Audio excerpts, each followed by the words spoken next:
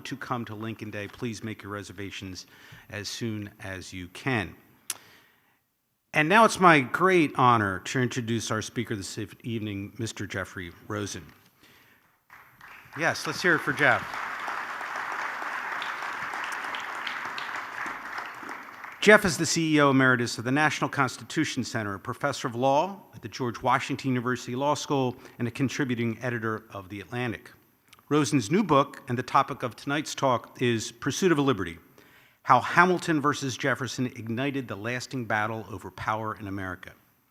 His other books include New York Times bestsellers, The Pursuit of Happiness, How Classical Writers on Virtue Inspired the Lives of the Founders and Defined America, and Conversations with RBG, as well as biographies on Louis Brandeis and William Howard Taft.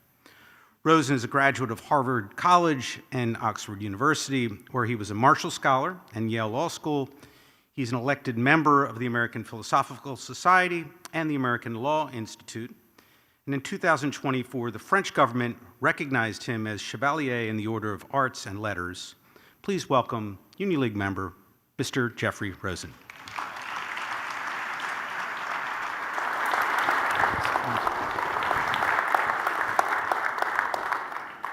Thank you so much, John. And hello, friends! It is wonderful to be here at the Union League and to be here with you. John, our collaborations over the years have been so meaningful. I'm so grateful for what we've done together with Founding Forward. And at the National Constitution Center, I joined the League soon after I came to the NCC. I remember a very memorable Lincoln Day where I think I was asked to talk about what Abe Lincoln would have thought about Edward Snowden and CIA surveillance. This was around 2013, and then we paraded down to the mall. And there have been so many other collaborations over the years in all that we've accomplished. Just think of it, friends. The interactive Constitution that brought together the leading liberal and conservative scholars to debate every clause of the Constitution, describing areas of agreement and disagreement. It's now gotten more than 100 million hits. It's among the most Googled constitutions in the world.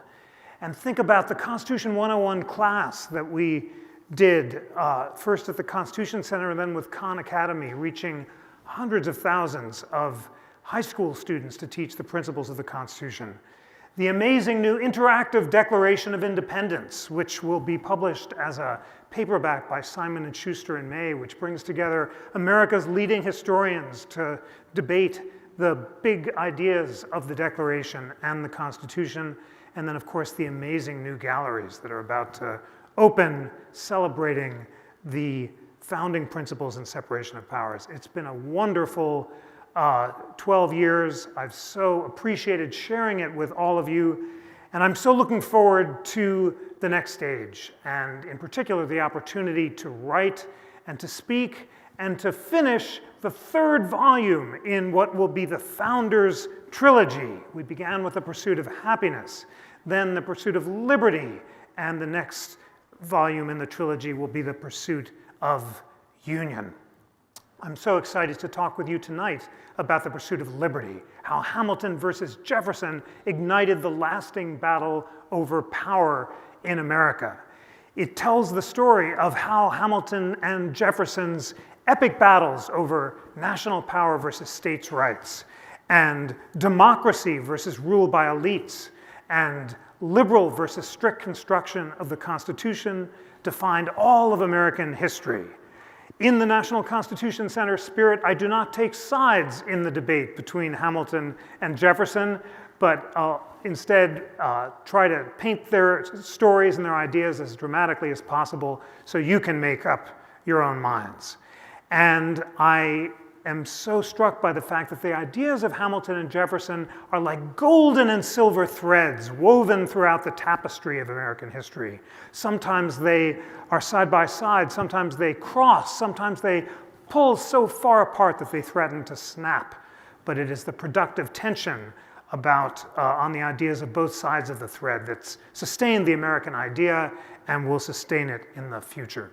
The book begins with the dinner party that defined America, and it takes place in the room where it happened, not the one in the musical, where they make a deal and move the capital from New York to Philly and then to DC in exchange for assuming the national debt. This is a year later, but it's also in the same room, Jefferson's house in Maiden Lane in New York City, and it's a dinner of the cabinet. Washington is away. The cabinet is gathered. And at some point in the evening, the Secretary of the Treasury, Alexander Hamilton, asks the Secretary of State, Thomas Jefferson, who are those three portraits of those guys on the wall? And Jefferson responds with earnest intensity, those are my three visions of the greatest men in history, John Locke, Francis Bacon, and Isaac Newton.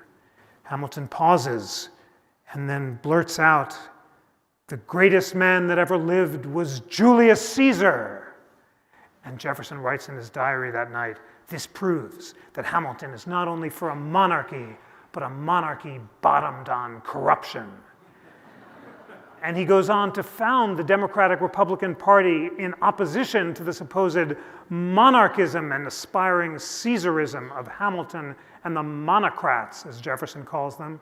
And for the rest of American history, this battle between the Democratic Republican Party, claiming to represent democracy and agrarian interests and the rural farmers of America, and their opponents who represent aristocracy and financial interests and the urban interests, defines all of American history.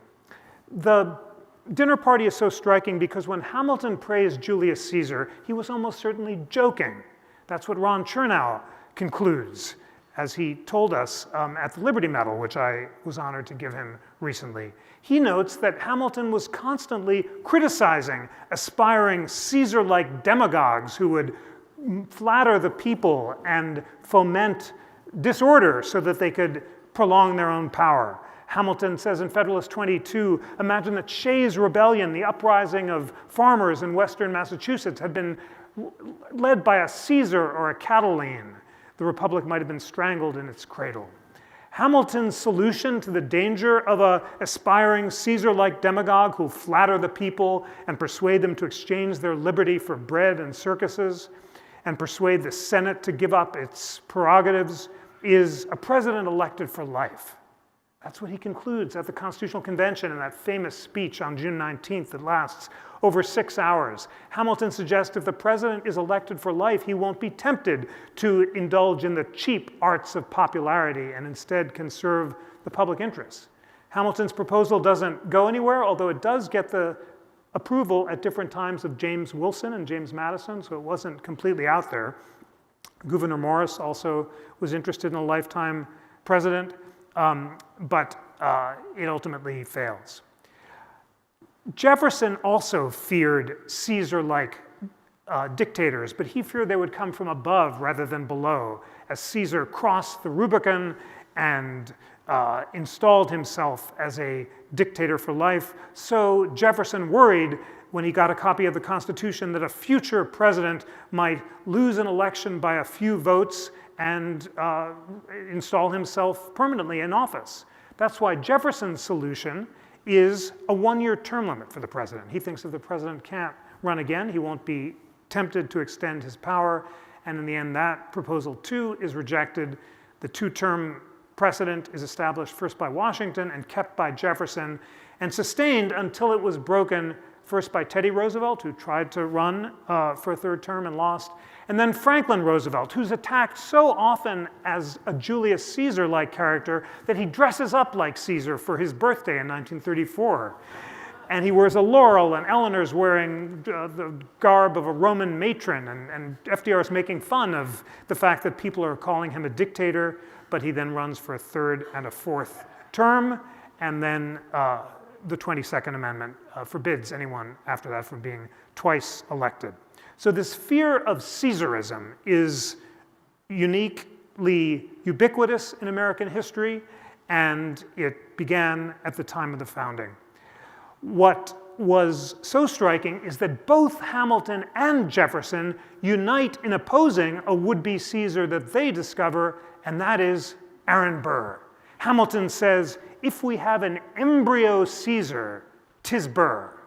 And he fears, during the election of 1800, that Burr is aspiring to betray the country and lead a secessionist movement in Spanish Louisiana and set himself up as a dictator of Mexico. And that is why Hamilton sides with Burr over Jefferson in the election of 1800. He distrusts Jefferson, but believes he's a patriot, but he sees Burr as a traitor who wants to foment secession and establish authoritarianism. And that's why he dies in the duel, because Burr gets wind of this, and Hamilton nobly sacrifices his life because of his devotion to union. And subsequent evidence discovered in the archives of the British ambassador by the historian Henry Adams prove that Hamilton was right to worry, because Burr, in fact, offered his services to the British ambassador while he was serving as vice president, conspiring against his president and purporting to topple him behind his back. And Burr says that if the British will support him, he will lead a secessionist movement. And then there's evidence at Burr's trial that he had praised Caesar and said things like hang Jefferson, and proposed to invade Washington and topple his president.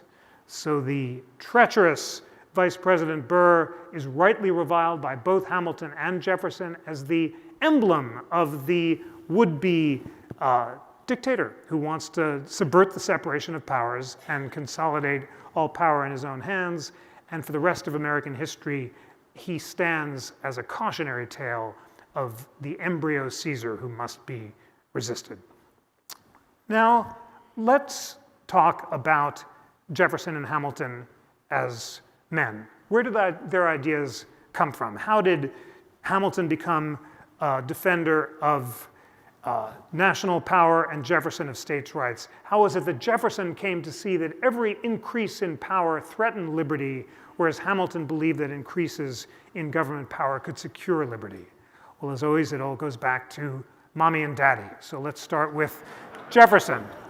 He is a dreamy young man who notes in his autobiography that my ancestors came from Wales. Let people make of that as they will. It's a kind of humble brag, because Jefferson actually is deeply proud of his well-born Welsh ancestry. His mother is among the most powerful families in Wales, and he adores his father.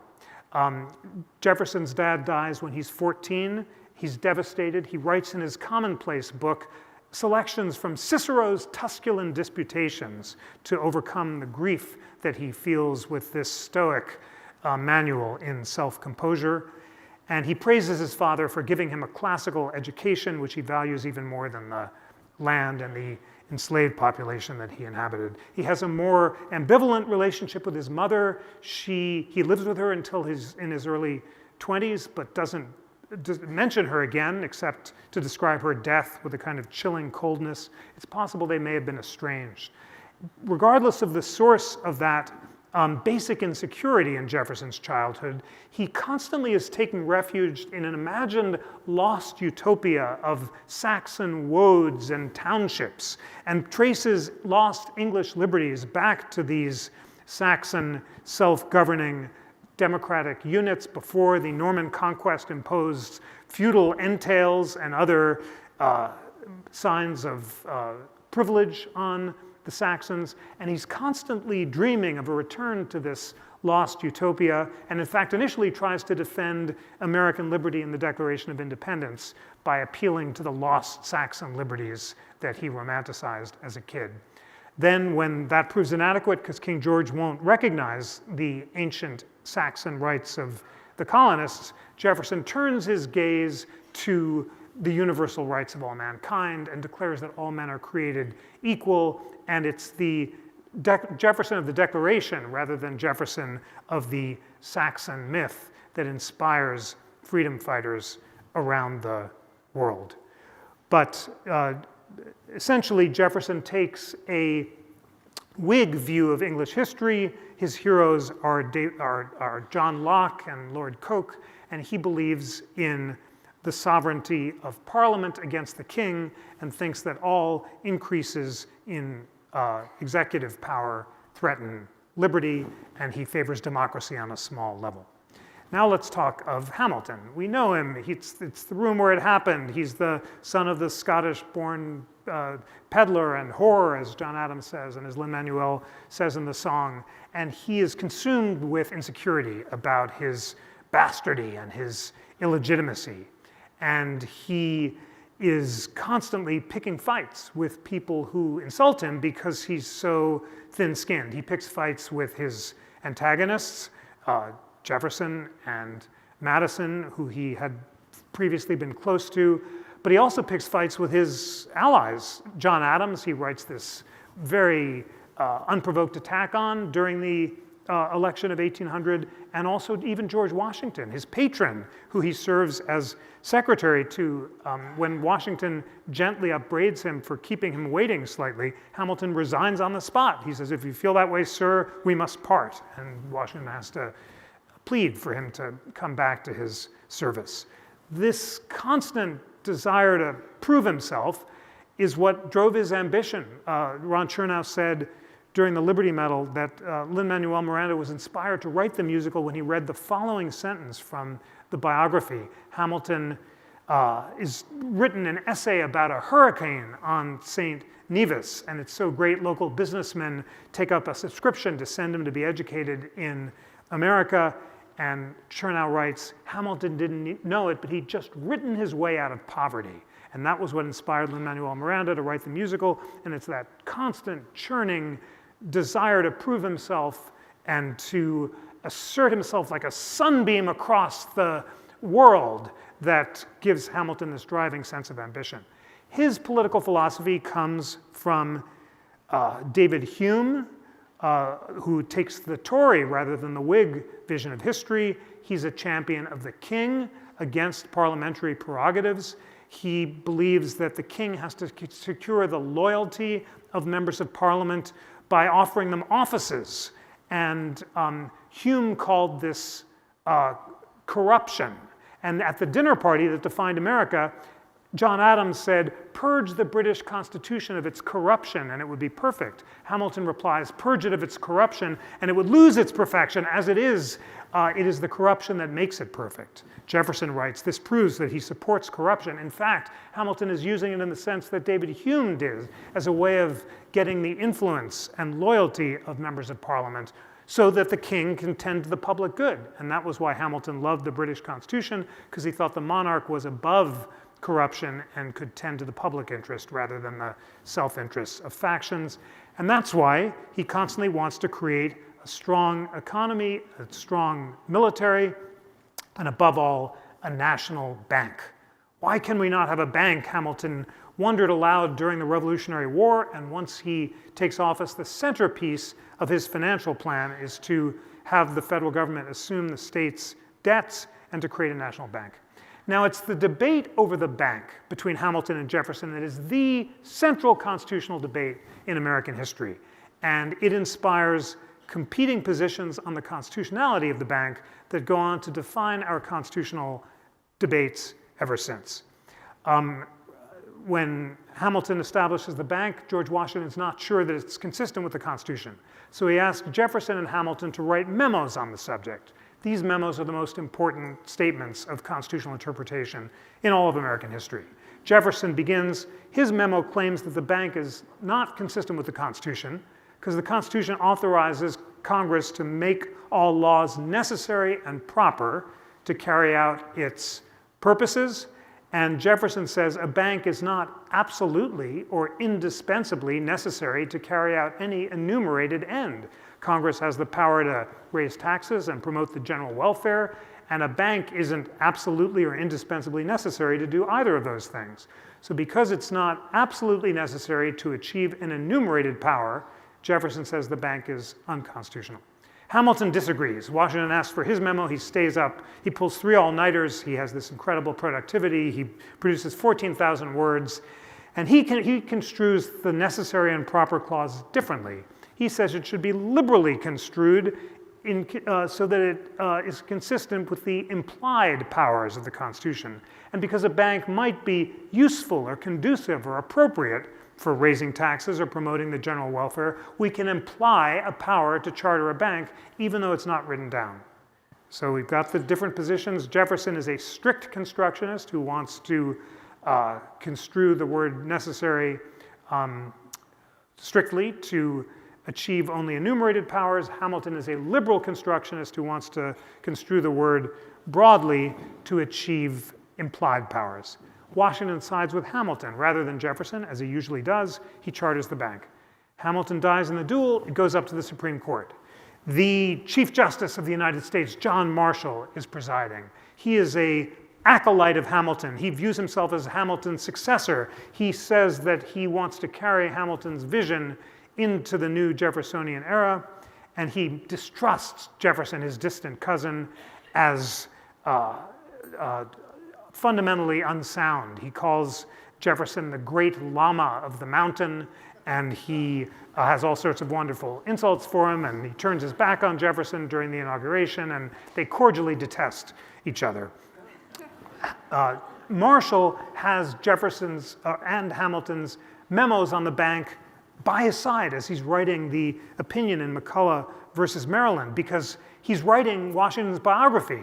And Washington's biographer, Bushrod Washington, has given him Washington's papers, and there he reads Hamilton's memo on the bank, and he paraphrases it almost word for word into one of the most famous sentences in American constitutional law. Let the end be legitimate, then any power that is conducive or appropriate to carrying out is consistent with the Constitution, says Marshall, channeling and paraphrasing Hamilton. And he upholds the bank, and that statement of Hamiltonian liberal construction is the central statement of congressional power for the rest of American history. And yet, acolytes of Hamilton and Jefferson ever since will invoke liberal or strict construction, or the philosophies of Hamilton or Jefferson, in order to justify their purported ends. So now let's talk about how this battle over the bank between Hamilton and Jefferson just plays out throughout the 19th and 20th century, when political parties and Supreme Court justices are constantly invoking either Hamilton or Jefferson to achieve what they want to do. The first big example of this is Jefferson himself. He's president. He has a chance to double the size of the United States by buying Louisiana. Napoleon says, I renounce Louisiana, and Jefferson has just a couple days to buy it. He's just got one problem. He thinks the Louisiana Purchase is unconstitutional because Congress has no enumerated power to buy the land, and the treaties clause of the Constitution, Jefferson thinks, only authorizes the acquisition of territory that had been part of the United States when the Constitution was ratified.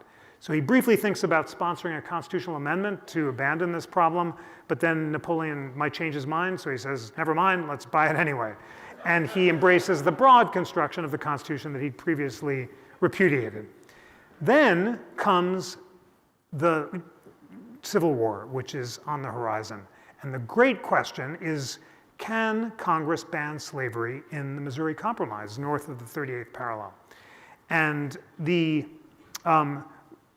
broadly construed version of the Territories Clause is one that Jefferson had embraced when he was young, and he said when he was young, yes, Congress does have that power.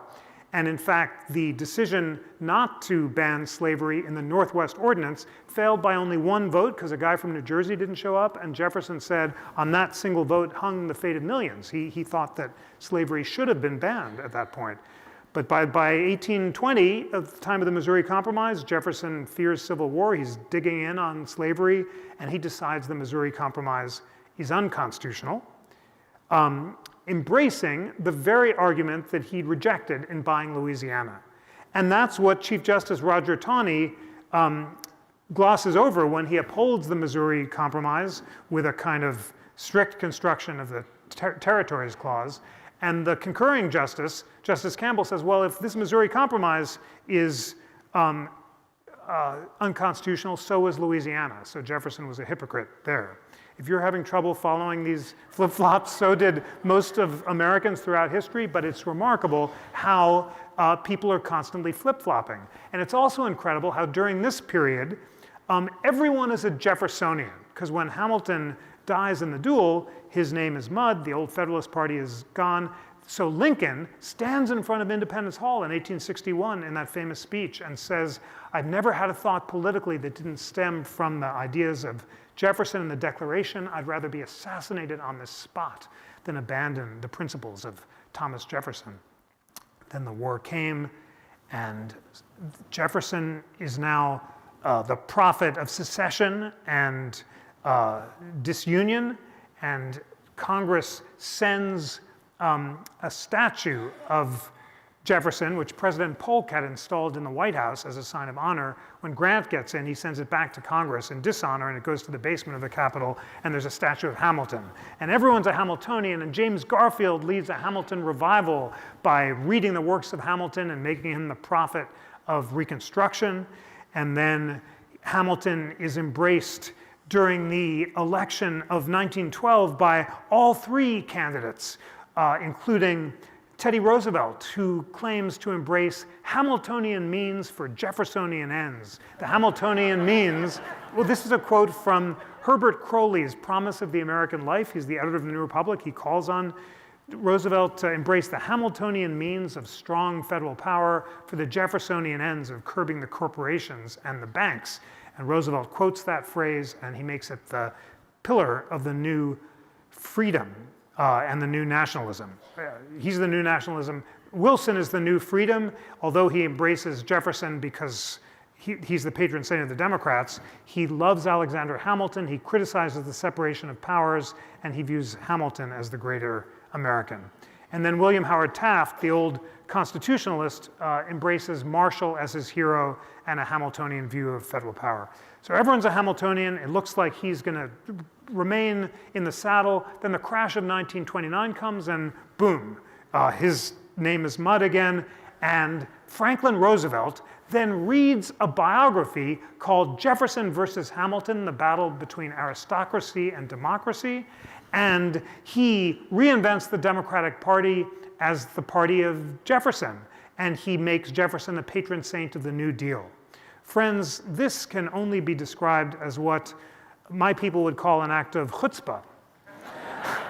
Because he's exploding the federal government, and Jefferson, the patron saint of balanced budgets and limited government, would have cringed, but he decides to emphasize the democratic, not the libertarian Jefferson, and he puts Jefferson on the nickel, and he makes Jefferson, he builds the Jefferson Memorial, and he dies the day before Jefferson's birthday, April 13th, 45, with an undelivered speech on Jefferson and the New World Order. Then Ronald Reagan says that he left the Democratic Party in 1960 because it had abandoned the principles of Jefferson and limited government, and he resurrects the libertarian Jefferson and makes Jefferson the patron saint of his determination to appoint justices who will embrace original understanding. And he quotes Jefferson's strict construction as the vision of his judges, and he resolves to appoint judges who will roll back the excesses of Franklin Roosevelt's administrative state in the name of Jefferson and strict construction. And so many of our current battles on the Supreme Court are a battle between Jeffersonian and Hamiltonians. And it's not just liberals and conservatives. In fact, there's a division among the conservatives. Justice Antonin Scalia called himself a Hamiltonian, and he took a broad view of federal power, and he wanted to uphold Congress's deference to administrative agencies, and he diverged from Justice Clarence Thomas, who calls himself a Jeffersonian, and wanted to strike down Congress's power to regulate medical marijuana, and takes a strict rather than a liberal or fair construction of the Constitution.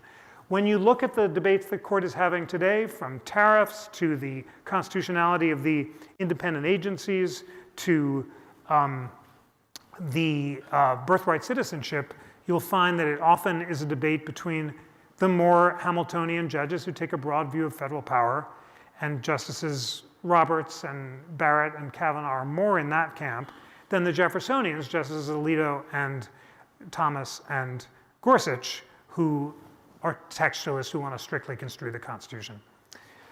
That brings us to our current moment. Friends, we are obviously having a vigorous debate in this country today about whether the presidency has been so transformed that our president now is exerting the kind of Caesar-like power that the founders feared. And critics of the president say that by consolidating power in the executive with the aid of a supine Congress and a Supreme Court that is very deferential to a unitary executive, the president is now exerting power that threatens the founders' vision of separation of powers. Defenders of the president take the opposite view. They say that he is not Julius Caesar, but Andrew Jackson, another populist president who President Trump has embraced and who attacked economic elites and channeled populist discontent and promised to shrink the size of the federal government by exerting executive power, indeed killed the Bank of the United States. He seized Van Buren's hand and says, "The bank is trying to kill me, sir, but I will kill it." And he fired the civil service appointees who John Quincy Adams had put in and instituted the spoils system. And our president's defenders say that that's exactly what's going on today. I think it is too soon, as a historian, for me to make a judgment about whether the president has become an office that looks more like that of Julius Caesar or Andrew Jackson. History needs time to make its judgment. But I can say, and I want to emphasize and close with my conviction, that it is urgently important that we resurrect in this country the spirit of civil dialogue, mutual respect, and commitment to the constitutional project that Hamilton and Jefferson themselves embodied. It's so striking that after Hamilton dies in the duel, Jefferson places a bust of Hamilton across from his own in the central entrance hall of Monticello. And when he was old, he would pass the bust and smile faintly and say, "Opposed in life as in death." And for Jefferson, Hamilton was not a hated enemy to be destroyed, but a respected opponent to be engaged with. And that is exactly the essence of the founders' creed, the ideas that we must view our those we disagree with not as enemies, but respected adversaries. We will listen to them and commit ourselves to the project of creating a more perfect union through civil dialogue and debate. That's exactly the spirit that the Founding Forward and the National Constitution Center stand for. It's the spirit of the Union League, and it's the spirit I know all of us will work with to preserve, protect, and defend the Constitution of the United States. Thank you so much.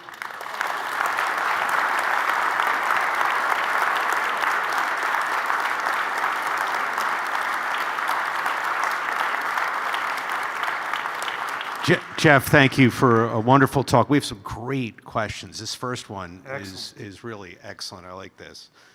If Hamilton did not waste his shot, what effect might that have had on the relationship in the years given the reconciliation between Adams and Jefferson? So what would have happened with Adams and Jefferson what would the difference have been if Hamilton had lived? I think that's how I interpret that question. Hamilton lives, Burr dies? Burr dies. Okay, Burr dies, that's good. End of story. The musical is even better. Burr dies, there's no embryo Caesar with the secession plot. I guess, Jefferson's elected, and I mean, Hamilton was totally toast at that point. He did this crazy thing of attacking Adams, so he's not even viable within his own party. And people, amazingly, are wondering whether Hamilton himself was conspiring to lead a filibuster in Louisiana and install himself as a dictator. And many accused Hamilton of doing what he accused Burr of doing, and Hamilton's always wanting to get on a horseback and lead military excursions. And at his funeral, even Gouverneur Morris, his ally, doesn't know what his own ambitions were. So, Jefferson still would have been, he's president, And there's no hope of a Federalist revival at that point because the Federalist Party is dead anyway. So I think basically what happens is good for the country with Burr, but the musical is much more boring. What do you suppose Jefferson and Hamilton, each of them, would say about the independence of the Federal Reserve and the Federal Reserve Chair? Well, we will know from the oral arguments, but we do know something of what they said because it's in the briefs, which you have to read. And the briefs in the both the Lisa Cook case and the independent agencies case note that Hamilton and Madison during the first Congress accepted some kind of independent agencies. Madison supported a comptroller of the Treasury who couldn't be lightly fired. And Hamilton, of course, the centerpiece of his whole plan is a Bank of the United States that was not a federal agency, so it wasn't a director who the president could directly fire, but he was deeply committed to the independence of a central bank. And in that sense, Louis Brandeis, when he helped create the Fed and the other independent agencies, quoted Hamilton as saying that the purpose of the separation of powers was not efficiency but liberty, and it was appropriate to allow the branches to check each other. So that's the case. There is a case that Hamilton and Jefferson would have favored the independent Fed, but there's always a case on the other side, and that's that Hamilton, in his embrace of the unitary executive theory, a phrase that he used in the Pacificus letters, would have thought that the president can fire any official he appoints, and in fact, having initially in Federalist 77 say that he could not fire officials he appoints, Hamilton changed his mind and seemed to have come to a different conclusion later. So as usual, history is complicated, and this is very important for all of us to remember. As you read these briefs, do not assume that the original understanding ever clearly points in one place or another. There are competing positions, as evidenced by the fact that Hamilton and Jefferson themselves agree about that central question of whether the Constitution should be liberally or strictly construed. So although history can structure our debates and give us a sense of what the various positions are, there's rarely a clear winner, just as there was not a clear winner in the battle between Hamilton and Jefferson themselves. It's a great segue to our next question. What does Jefferson's flip-flopping on constitutional issues say about the practical limits of constitutional interpretation? Well, it certainly suggests that it's very malleable. I mean, it really is striking how Hamiltonians become Jeffersonians and vice versa, basically switching their positions like two drunken men changing their coats, as Lincoln said when he talked about how Hamiltonians have become Jeffersonian and vice versa. So you could say this shows that it's all politics and it's so malleable that these are just smokescreens for people doing whatever they actually want. I take a more charitable view, which is that although people often become Jeffersonian or Hamiltonian opportunistically, at least the competing positions of Hamilton and Jefferson constrain power. They're forced to make arguments about how their positions are compatible with these principles, and what principles are what constrain us from descending into violence. That's what John Adams said when he read the history of the English wars from Henry II to Henry III, and he told John Quincy it was because the British abandoned the principles of Magna Carta that it was pure violence and not principle that constrained them. So that's why, for me, Hamilton and Jefferson's principles, it's the productive tension between them that sustains the center. It's true that it's easy to pick one or the other.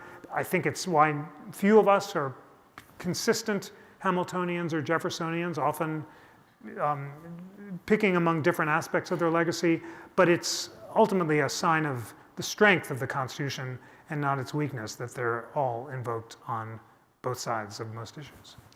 Another great segue, you mentioned Lincoln. Was Lincoln more of a Hamiltonian or a Jeffersonian? And I'll just add, are there specific policies that maybe show that he is a little bit of both? Yes, there are. Lincoln is an acolyte of Henry Clay, and Henry Clay's whole financial policy is called the American system, which is a phrase that he gets from Hamilton. It's a quotation from the Federalist Papers, and the American system is for strong federal government and for internal improvements and roads and canals, and it's all the kind of union building that Jefferson didn't like and Hamilton did, and that's the essence of what Lincoln wants to do. And of course, he also wants strong federal power to put down secession, and he fundamentally rejects Jefferson's position, which is that it's okay to nullify federal laws you disagree with or secede from the Union. That was Jefferson's position in the Virginia and Kentucky resolutions, and Lincoln rejects that. And this is actually amazing to follow the intellectual history. When Lincoln says government of, by, and for the people, embracing union and the unconstitutionality of secession, those words are traced back to Hamilton's invocation of the idea that we are one people, channeled by John Marshall and then by Daniel Webster. So Lincoln is paraphrasing the idea of one people going back to Hamilton, and that's why he says secession is unconstitutional. Despite all that, Lincoln has to call himself a Jeffersonian, both for political reasons and because he believes in the Declaration above all, and because he believes in the immorality and unconstitutionality of slavery. He invokes Jefferson of the Declaration and says that the phrase, all men are created equal, must efface slavery from the earth. So back to more modern question or current question. Can we trace the lineage from Jefferson and Hamilton to modern politics? Or does it matter? Yes, it certainly matters. And obviously, the revival of the musical has made him the rap star of the moment, and all of a sudden, the aristocratic monarchist who's aspiring to resurrect Julius Caesar is the hip-hop champion of the American dream. And he's everyone's favorite guy who's up from the bootstraps. Nevertheless, even before, President Obama debuted the musical at the White House at a poetry jam, but even before he did that, he invoked Hamilton in his Cooper Union speech in 2008 as the patron saint of healthcare reform, interestingly. And Obama took a broad view of Hamilton's congressional power to reform healthcare, and in upholding healthcare, John Roberts embraced Hamiltonian vision of the necessary and proper clause. So strong federal government would be a natural for the Democrats and has been for a long time, even at a time when Bill Clinton, I should say William Jefferson Clinton, loves Jefferson and rides from Monticello for his inauguration and calls himself a Jeffersonian. So you'd think the Democrats have, for most of the 20th and 21st century been big government Hamiltonians and the Republicans small government Jeffersonians. But of course our current populist moment with national greatness conservatism and the willingness to embrace tariffs. Who's the patron saint of tariffs? Well, it's Alexander Hamilton, and tariffs were the centerpiece of his financial policy, and the Republican Party for most of the 19th century was for Hamilton and tariffs for revenue, not protection. And William McKinley, who President Trump has invoked, was a big Hamiltonian who liked the tariffs. So, as usual, they're both on all sides of our current debates, and you can invoke them for any position you like. Okay, that was a non-answer, but a good one. Well, it was a true non-answer. It was not. It was an answer non-answer. I just said there wasn't a simple answer. So this is not quite on point, but it's still a very interesting question. Yeah. Marshall. Yes. Judicial review, Marbury versus Madison. Give us your 2-minute explanation and fit it into Hamilton and Jefferson. Here's the amazing thing. I'll do the Marbury and Madison thing, which you lawyers and recovering lawyers learned in law school. But what's much more interesting than that is the fact that the whole idea of judicial review, the idea that the courts can strike down unconstitutional laws, comes from Alexander Hamilton. Marshall is once again quoting and paraphrasing Federalist 78 so precisely that one scholar has called him a plagiarist. Marshall loves Hamilton above all, and he's constantly paraphrasing his writings. So Marshall's big idea in Marbury versus Madison is that when a law that Congress passes is inconsistent with the Constitution, then a court should prefer the sovereign to the agent, the people to their representatives. And he quotes that exactly from Alexander Hamilton. So that centerpiece of the American Constitution, that courts can strike down unconstitutional laws, comes from Hamilton himself. Would Hamilton, it was a tariff guy, Yeah. but did he believe, what would his interpretation be about executive power and the tariff? Well, that's partly a question of statutory interpretation, and the question in particular is whether the International Economic Emergency Act, which authorizes Congress to pass regulations for imposts, covers tariffs. And those who say that it does not note that a tariff is a tax, not an impost, and since an impost is not a tax, the text doesn't seem to authorize it. And I don't know if there's a liberal construction that would say it can be authorized, but the basic idea is that Hamilton never doubted that Congress was the body that had the power to issue tariffs. It's explicit in the Constitution. So those who are opposing the tariffs say that neither Hamilton nor Jefferson would have supported them. What is the most significant threat to our current constitutional republic and order today, and what should we do to protect it? The most significant threat to our current constitutional republic today is that our citizens are not reading and studying history.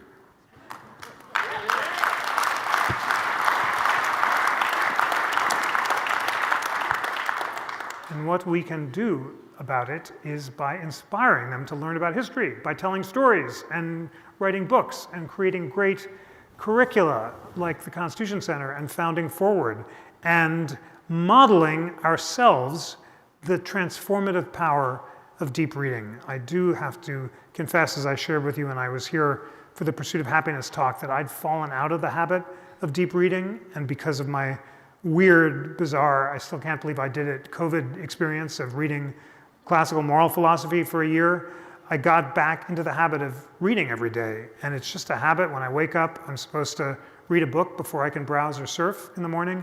And it's totally changed my life. And I've been sharing this message with people across the country. And we all know we're addicted to screens, and it's just so hard to resist. Simply creating habits of deep reading and deep learning, listening to competing points of view, turning off the screens, is a great way to save the Republic.